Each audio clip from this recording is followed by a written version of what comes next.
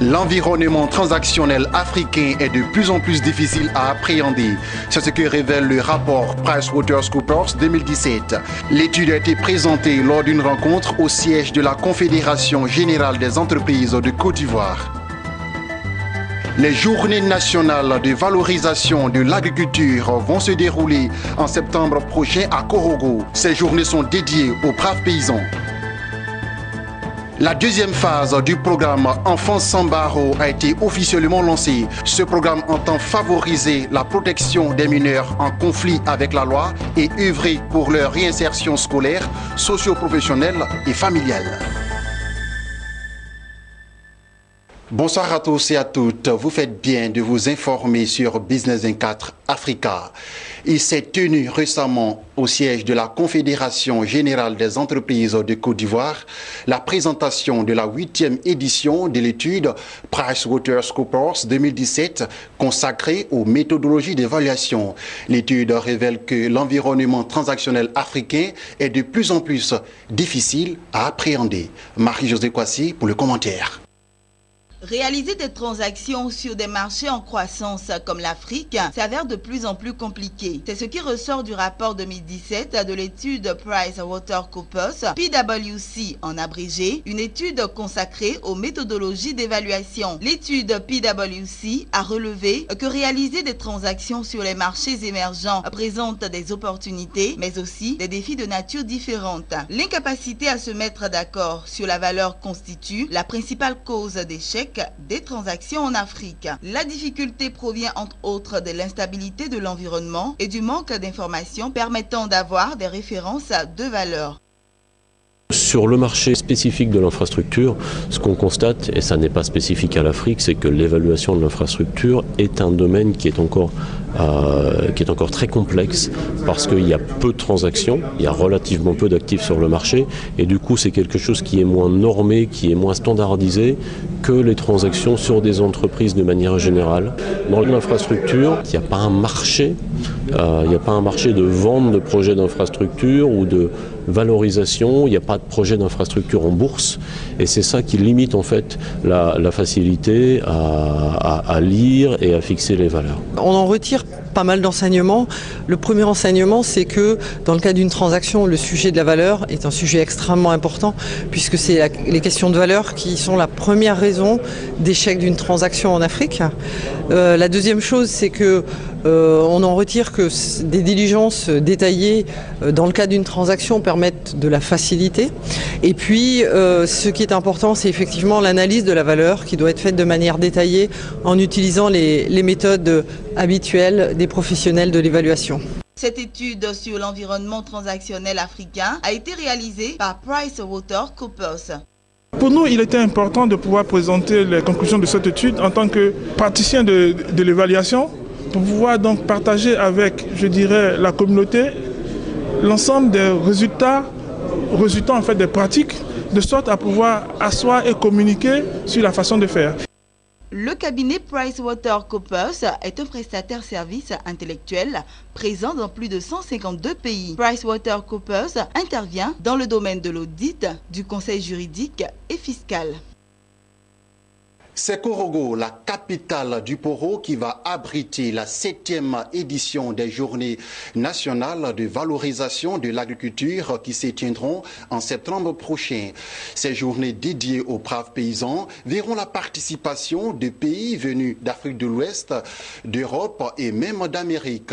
Le lancement officiel des Journées nationales de valorisation de l'agriculture a eu pour cadre la salle rotonde de l'Assemblée nationale. Jérémy Aouré pour le reportage. Procession carnavalesque, défilé agricole, exposition de produits de paysans, déjeuner champêtre, un marathon sans oublier le gala des awards. Voilà, entre autres, les temps forts de la 7e édition des Journées nationales de valorisation de l'agriculture JNF 2017 et dont le thème retenu est « Quel avenir pour l'agriculture et l'environnement en Afrique face à l'invasion des intrants prohibés ». Véritable tribune de célébration du mérite des paysans, cette année, l'événement sera célébré dans la ville de Korogo du 27 au 29 septembre 2017 en présence de délégations des pays d'Afrique de l'Ouest et centrale, d'Europe, d'Asie, du Moyen-Orient et d'Amérique, sans oublier le Fonds international pour le développement agricole et la FAO. Au cours de la cérémonie de lancement officiel ce jeudi des JNVA 2017, organisée par l'Agence pour la valorisation de l'agriculture, ou la EFREM, vice-président, représentant le président du Parlement ivoirien, et Begré Cablan Jean-Paul, préfet de Sinématiali, représentant le préfet de la région du Poro, ont tous deux salué l'initiative de la première responsable de cette structure avant de dire leur engagement pour la réussite de ces JNVA.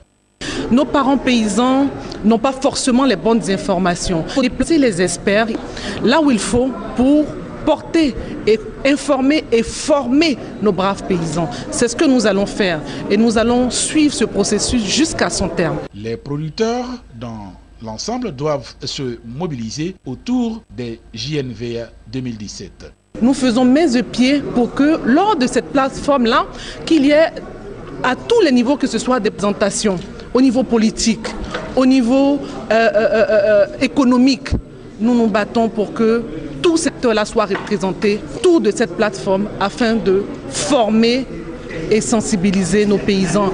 Ça me réjouit et je suis tellement content. Je crois qu'ensemble, main dans la main, nous allons pouvoir réussir l'organisation. Nous allons mobiliser les producteurs.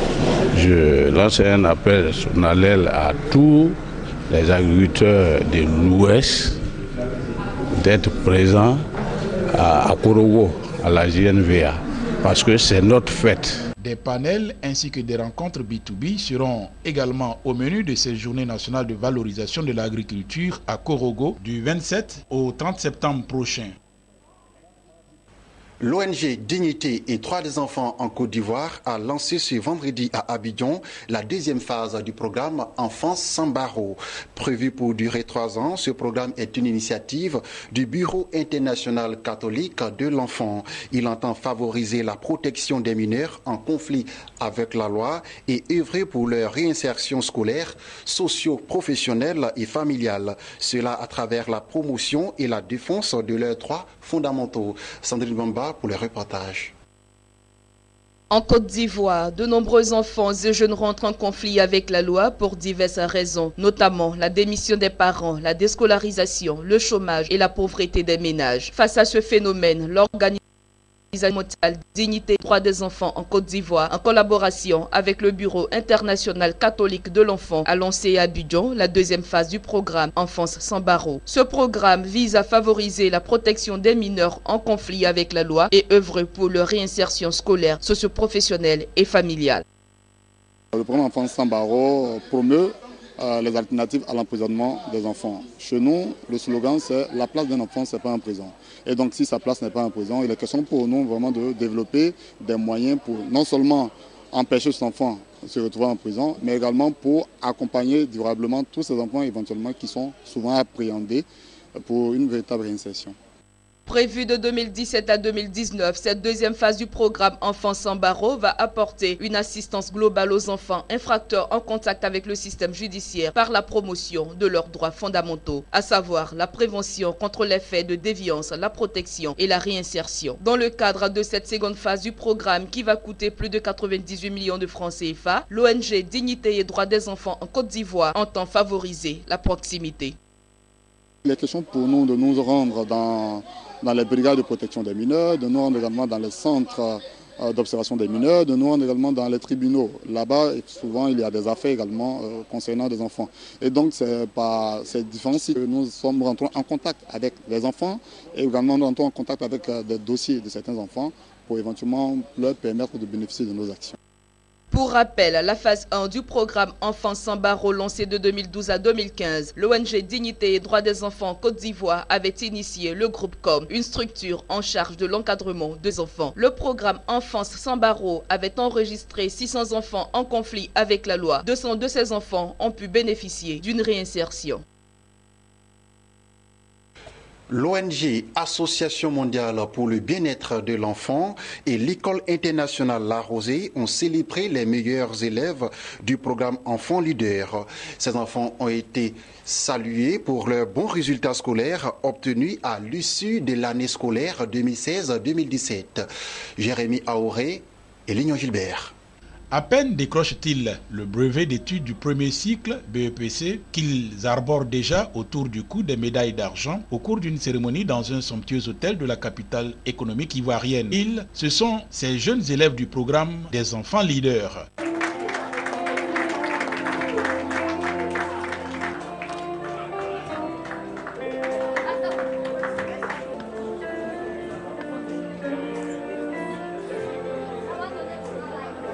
Chacun d'entre eux a brillé dans les différentes matières et bien d'autres disciplines à l'école internationale La Rosée située dans la commune de Cocody. Pour l'année scolaire 2016-2017, ils ont réalisé un résultat de 100% au CEPE et au BEPC. Ils ont donc tous été honorés par la direction de l'établissement. Toute chose qui ne passe pas sous silence, surtout lorsqu'il s'agit de l'Association mondiale pour le bien-être de l'enfant.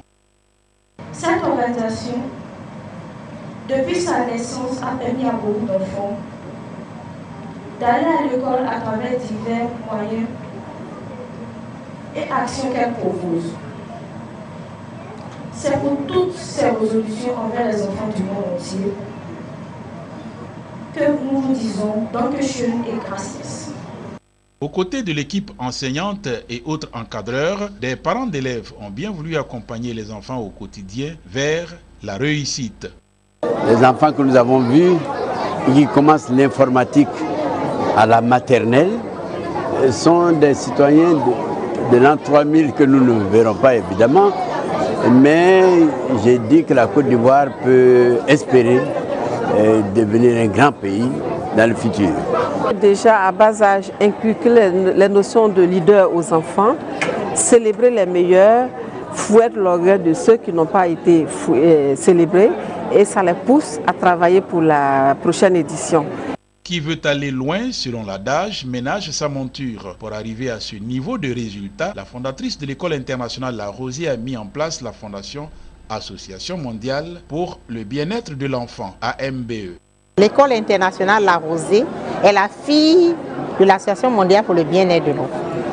Voilà, c'est le laboratoire que l'Association mondiale pour le bien-être de l'enfant a trouvé pour, faire ce travail de recherche pour pouvoir arriver à ce résultat aujourd'hui. Donc, mes amis et moi sommes vraiment heureux ce jour de pouvoir distinguer des enfants que nous avons vus dès le berceau. Voilà, c'est la particularité de notre action. La marraine, diplomate de son État, n'a pas tari de loge pour Kindo Marie-Laure avant d'exhorter les jeunes leaders à être partout des exemples. Fuyez la compagnie des élèves paresseux, tricheurs, ils vous ramèneront en arrière. Marchez avec les bosseurs, les gagnants, les conquérants, pour persévérer dans l'effort. Ils vous aideront à aller à la conquête de la Lune. Notons que l'Association mondiale pour le bien-être de l'enfant et l'École internationale La Rosée ont, par la même occasion, célébré les 15 années d'existence de ces deux structures. La société coopérative des éco-agriculteurs modernes de Miyagi a offert à ses producteurs membres de 4 localités de Miyagi des infrastructures de base. Ce sont au total 2 écoles primaires de 3 classes, des bureaux du directeur et 2 pompes hydrauliques villageoises. C'était en présence du préfet du département de Miyagi ainsi que des partenaires techniques et financiers. C'est un reportage de Kone Mamadou, notre correspondant à Miyagi. Son reportage est commenté par Lawani Babatunde.